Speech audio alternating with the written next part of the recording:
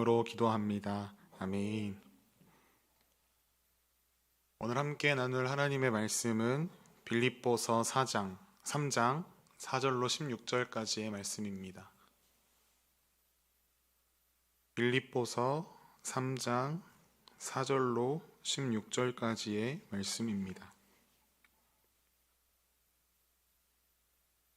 우리 7절부터 16절까지 읽도록 하겠습니다. 저와 여러분이 한 절씩 교독하겠습니다. 그러나 무엇이든지 내게 유익하던 것을 내가 그리스도를 위하여 다 해로 여길 뿐더러 또한 모든 것을 해로 여김은 내 주 그리스도 예수를 아는 지식이 가장 고상하기 때문이라. 내가 그를 위하여 모든 것을 잃어버리고 배설물로 여김은 그리스도를 얻고 그 안에서 발견되려 함이니 내가 가진 의는 율법에서 난 것이 아니요 오직 그리스도를 믿음으로 말미암은 것이니 곧 믿음으로 하나님께로부터 난 의라. 내가 그리스도와 그 부활의 권능과 그 고난에 참여함을 알고자 하여 그의 죽으심을 본받아 어떻게 해서든지 죽은 자 가운데서 부활에 이르러 하노니 내가 이미 얻었다함도 아니요 온전히 이루었다함도 아니라 오직 내가 그리스도 예수께 잡힌 바 된 그것을 잡으려고 달려가노라. 형제들아 나는 아직 내가 잡은 줄로 여기지 아니하고 오직 한 일 즉 뒤에 있는 것은 잊어버리고 앞에 있는 것을 잡으려고 표대를 향하여 그리스도 예수 안에서 하나님이 위에서 부르신 부름의 상을 위하여 달려가노라. 그러므로 누구든지 우리 온전히 이룬 자들은 이렇게 생각할지니 만일 어떤 일에 너희가 달리 생각하면 하나님이 이것도 너희에게 나타내시리라. 오직 우리가 어디까지 이르렀든지 그대로 행할 것이라. 아멘. 다름에서 오는 궁금함이라는 제목으로 말씀을 나누겠습니다. 여러분은 02, 070이라는 번호를 들으면 무엇이 떠오르십니까? 무엇이 떠오르시나요? 아마 광고 전화가 떠오르지 않을까 싶습니다. 딱히 서울에서 전화 올 일도 없고 휴대폰을 사용하는 시대에 070으로 전화 올 일도 잘 없습니다. 혹시나 다른 전화일까 하고 받아보면 역시나 광고 전화입니다. 저는 그래서 02나 070으로 오는 전화를 잘 안 받습니다. 그런데 어느 날 제게 전화가 걸려왔습니다. 010으로 시작하는 번호였습니다. 혹시나 성도님 중 한 분이실까? 아니면 제 지인 중 한 사람일까? 궁금해서 전화를 받았습니다.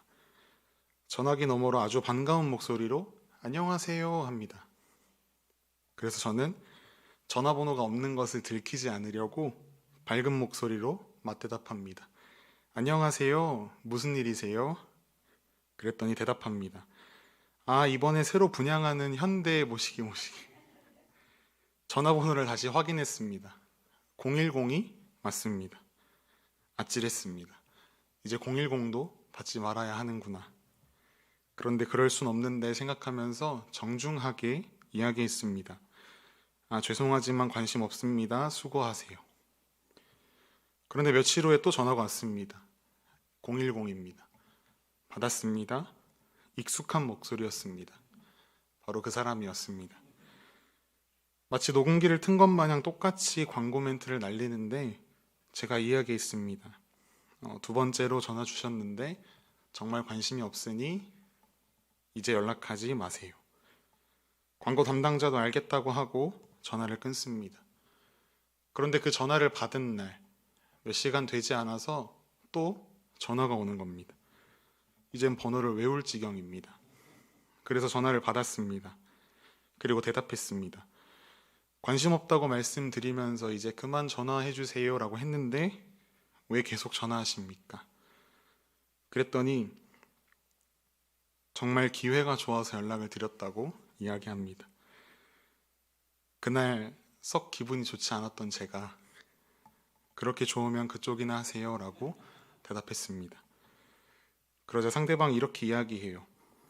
저는 이곳을 홍보하는 사람이기 때문에 여기에 투자 못합니다. 그 말을 듣고 없던 궁금증이 더 없어졌습니다. 아무리 들어봐도 궁금하지 않습니다. 메리트가 없어 보입니다. 그런데 제가 그 상담원에게 했던 이야기가 어디서 많이 들어보던 이야기입니다. 그렇게 좋으면 너나 열심히 교회 다녀. 너나 예수님 열심히 믿어. 여러분 이런 이야기 들어보신 적 있으십니까? 세상 사람들이 우리를 볼 때에 저 사람들은 예수님이 뭐길래 저렇게 살까가 아니라 너네들은 예수님을 믿으면서 왜 그렇게 사니? 그러면서 우리 보고 예수님을 믿으라고 라고 이야기합니다. 분명 예수님을 믿고 구원받는다는 것은 너무나 기쁘고 좋은 사실인데 구원이라는 것은 세상에 그 무엇으로도 살 수 없고 바꿀 수 없는 것인데 그 정도로 고귀한 가치인데 그것을 전하는 자의 태도, 그것을 누리며 산다는 사람의 모습이 그 가치를 제대로 증명하지 못하는 것 같습니다. 또 등장합니다. 제 친구 윤석이. 윤석이가 저에게 야, 나도 교회 좀 나가보려고 라고 말한다면 너무나 감사할 텐데 제 삶이 아직 제 친구에게 그런 생각을 들게 할 만큼 매력적이지 않은가 봅니다. 학교에서 은퇴를 앞두신 이제 할아버지가 다 되신 교수님들에게 들으면 옛날에는 예수님 믿으세요 라고 말만 해도 전도지만 나눠주어도 사람들이 교회로 몰려왔다고 합니다. 행주나 하리보가 없어도 전도지 잘 받아가고 그거 들고 교회로 잘 왔다고 합니다. 그런데 지금 시대는 그렇지 않습니다.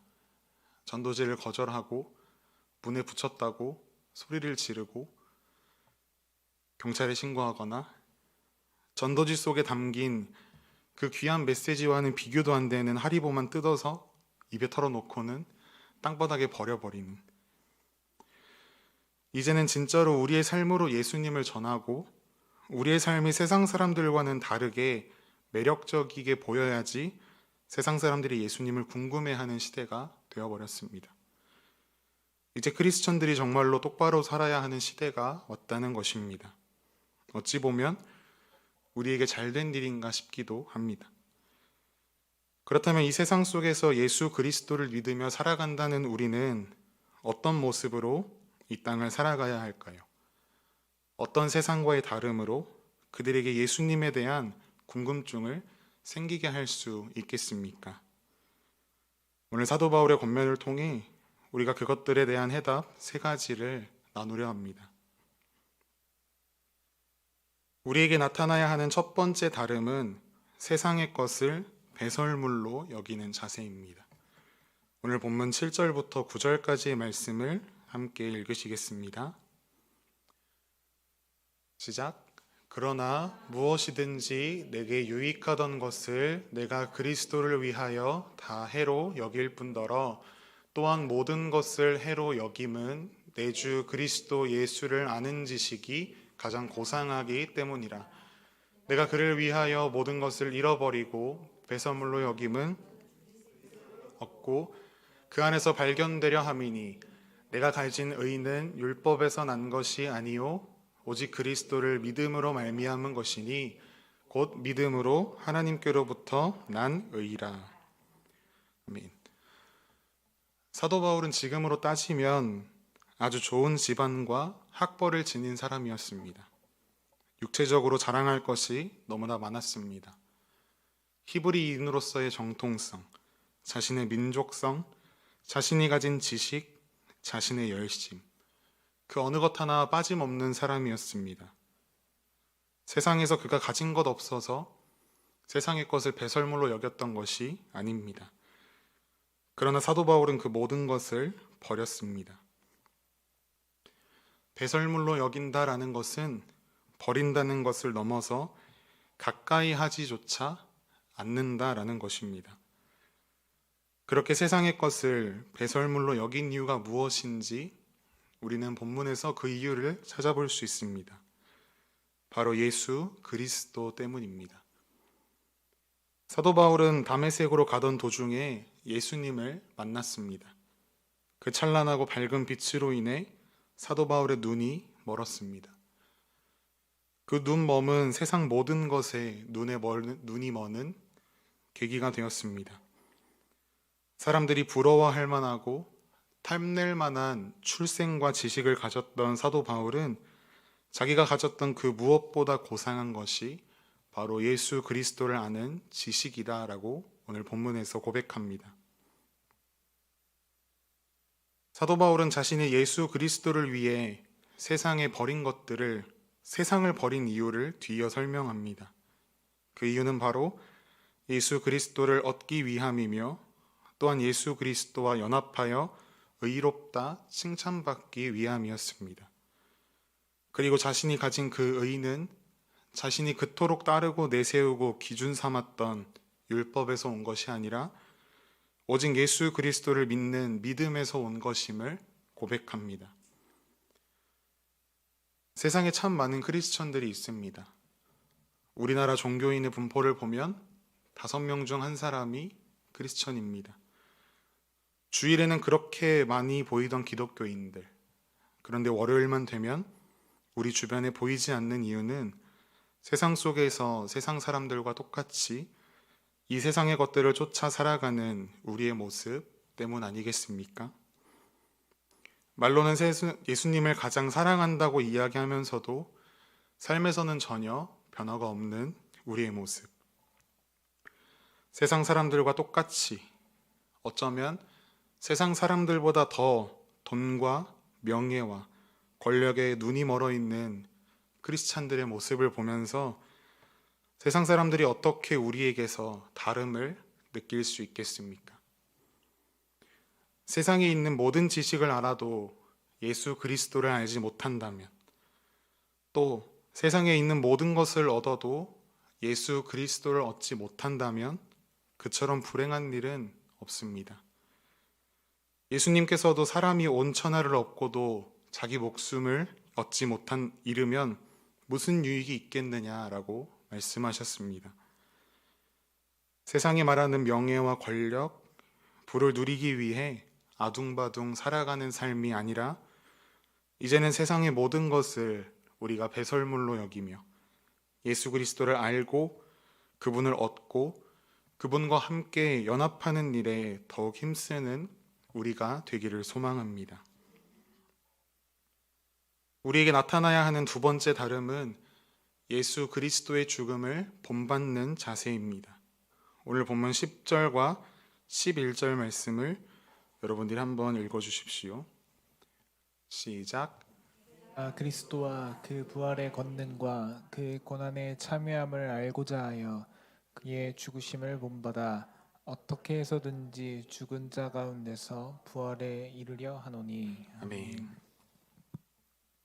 사도 바울은 예수 그리스도의 부활의 능력과 그가 당하신 고난을 알고자 하여 예수 그리스도의 죽으심을 본받겠다라고 이야기합니다.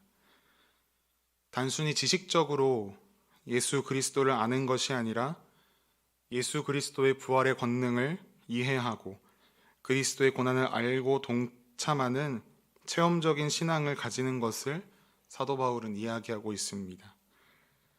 예수 그리스도께서 사람들에게 고난받고 십자가에 못 박히시기까지 복음을 위해 핍박받으셨던 것처럼 사도 바울 자신 또한 그 예수님의 고난에 동참하여 복음으로 인한 핍박을 받겠다는 이야기를 지금 하고 있는 것입니다. 사도 바울은 실제로 복음을 위해 고난받았습니다. 골로새서 1장 24절을 보시면 그리스도의 남은 고난을 그의 몸된 교회를 위해 자신의 육체에 채우겠다라고 이야기합니다. 복음을 증거하다 매맞고 돌로 맞고 목마름과 추위와 헐벗음을 당하고 감옥에 갇히기도 하였고 복음을 위해 목숨까지도 내놓았습니다.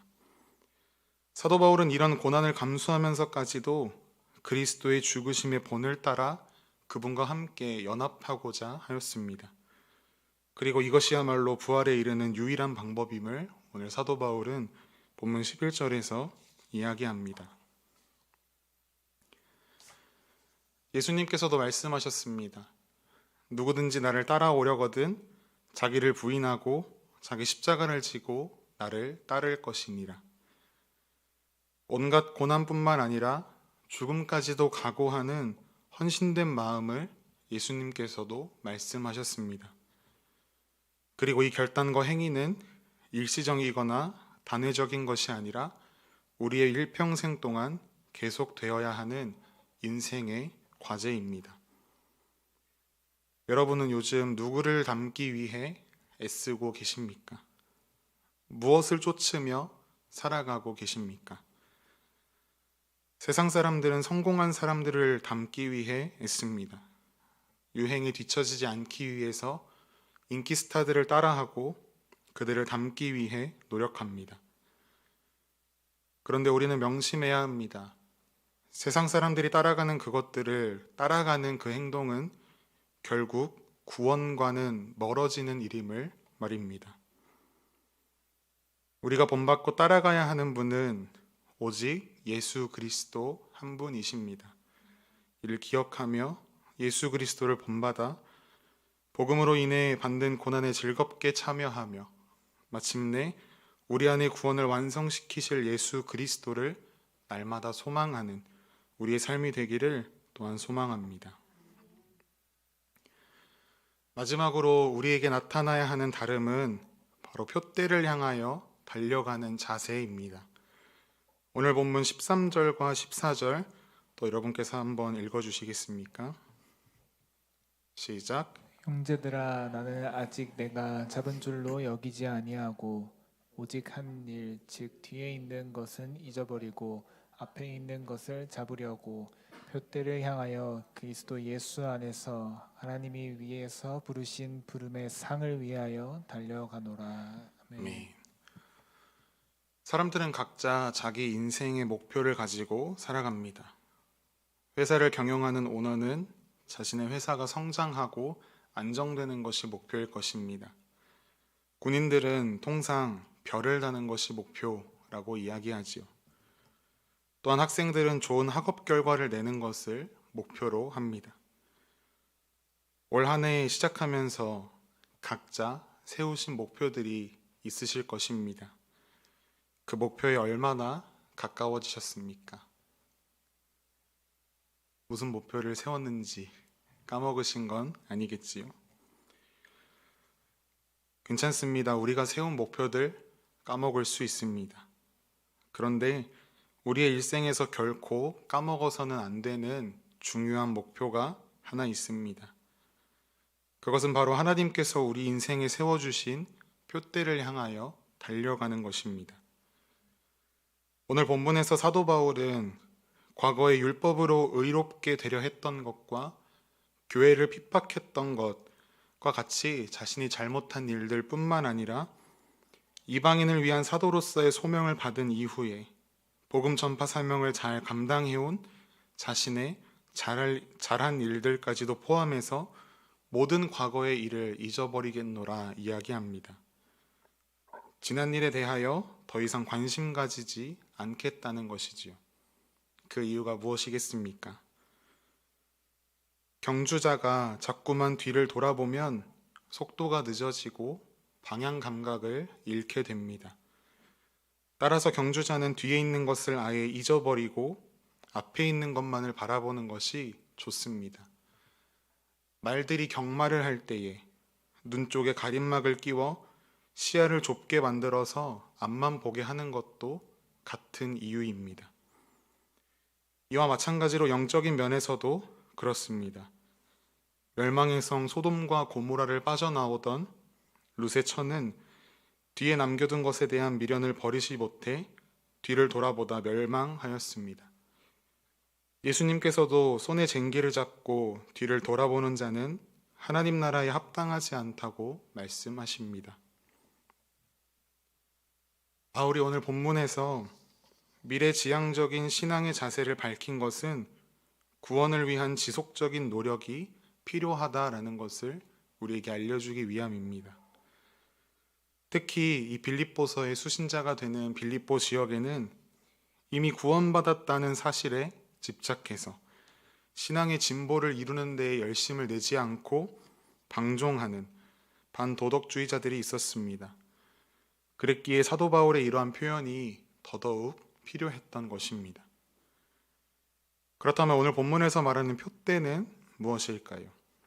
그것은 바로 예수 그리스도께서 이 땅에 다시 오시는 날, 이 땅에서의 선한 싸움을 마친 우리를 위로하시며 우리에게 씌워주실 생명의 면류관을 이야기합니다. 우리의 인생에 하나님께서 세워주신 뚜렷한 표대인 생명의 면류관을 바라보며 쉼없이 달려가는 삶을 자신이 살아가고 있으며 빌립보 성도들에게 그리고 오늘 우리에게 사도 바울은 이와 같은 삶을 살라고 권면하고 있습니다. 혹시나 그 생명의 면류관을 향해 달려가는 일에 지쳐서 앉아 계시는 분들이 계시다면 다시 일어나십시오. 아직 구원을 향한 여정이 끝나지 않았습니다. 우리가 작년인가요? 영화 철로역정을 보았던 기억이 다들 있으시지요? 두려움의 웅덩이, 세속의 숲, 율법 언덕, 좁은 문 기억나시나요? 큰 죄의 짐을 벗어버리고 뛰어갔던 참을성의 길, 굴욕의 골짜기, 허영시장, 절망의 성을 지나 마침내 천국에 도착하는 그 여정 속에 참으로 많은 시련과 어려움이 있었다는 것을 우리는 알고 있습니다. 우리가 지금 그 여정을 지나고 있고 그 여정이 너무나 힘들고 포기하고 싶을 때가 있습니다. 아무리 그래도 내 인생의 난이도가 너무 어려운 거 아닌가? 라는 생각이 들 때도 있습니다. 그러나 믿음을 가지고 계속해서 달려간다면 마침내 우리 또한 생명의 면류관을 얻게 될 것입니다. 오늘 본문 마지막 절에 사도 바울은 믿음의 경주를 하는 우리들을 격려합니다. 우리의 신앙의 수준, 영적이고 도덕적인 정도가 어느 수준에 이르렀든지 그것을 상관하지 말고 자기 믿음의 분량대로 지금까지 해온 그 방식대로 표대를 향한 신앙의 달리기를 멈추지 말라고 응원합니다.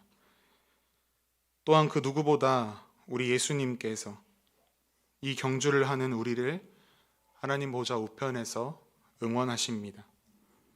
표대를 향하여 달려가는 이 일을 끝까지 포기하지 않는 여기 모인 우리 모두가 되기를 간절히 소망합니다. 사랑하는 여러분, 우리의 삶이 메리트가 있어 보여야 합니다. 세상적 메리트 말고 신앙적 메리트 말입니다. 세상 사람들이 우리의 모습을 보고 저 사람은 왜 우리랑 다르지? 나도 저 사람처럼 살아보고 싶다. 저 사람이 믿는 예수가 누구길래 저 사람이 저런 삶을 살아가는 걸까? 나도 예수님 믿어볼까? 이런 이야기를 세상에서 들을 수 있어야 하지 않겠습니까? 그런 이야기를 들으며 살아가는 여러분들을 하나님께서 얼마나 귀하고 기쁘게 여기시겠습니까? 우리 이제 다시 이 일에 도전하십시다. 세상에서 가장 고귀한 예수 그리스도를 알고 그분을 얻기 위해 이제껏 내 삶에 유익하던 것을 다 배설물로 여기며 예수 그리스도의 고난을 본받아 이 땅에서 나에게 맡기신 십자가를 묵묵히 지고 예수 그리스도를 따라가며 하나님께서 우리에게 보여주시고 세워주신 생명의 면류관이라는 표대를 향해 쉼없이 함께 손잡고 달려나아가십시다. 그래서 우리의 삶을 통해 세상 사람들이 예수님께로 나아오며 우리의 삶을 통해 날마다 구원받는 자의 수가 더해져가는 은혜가 우리의 삶에 일어나기를 간절히 소망합니다.